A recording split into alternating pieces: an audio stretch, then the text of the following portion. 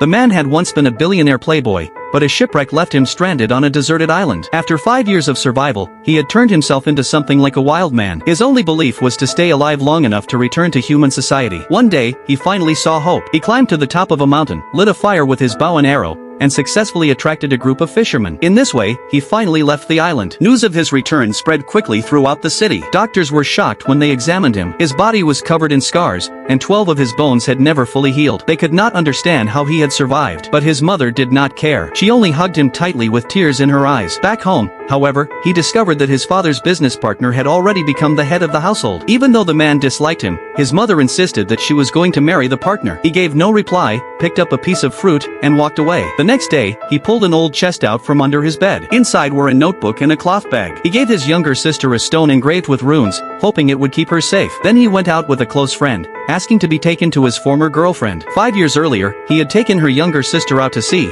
but the girl had tragically drowned. He wanted to apologize, but his ex refused to accept it. With no choice, he turned to leave. At that moment, a van rushed toward them and knocked both men unconscious. When he woke again, he found himself inside an abandoned factory. The kidnappers did not want money. They only wanted to know his father's last words. But what they did not realize was that this man was no longer a careless playboy. He moved with sharp reflexes, dodged their strikes, and brought them down with his bare hands. After the kidnapping, he realized he had to take action. But before that, his mother noticed something strange. He no longer slept in a bed but instead on the floor. And whenever someone came near, he instinctively launched an attack. At first, his mother thought he had simply lost his sense of safety after so many years on the island, so she arranged for a bodyguard. But the very next moment, he disappeared from the car. He had gone to his family's abandoned factory. With ease, he scaled a 3-meter fence and grabbed tools to begin rebuilding. Soon, his secret base was complete, fully equipped with training gear. He forged arrowheads with his own hands. He scattered tennis balls across the ground, drew his bow, and hit every single one. Finally, he opened the chest and pulled out a hood. This was the moment he officially began his mission of cleansing and vengeance.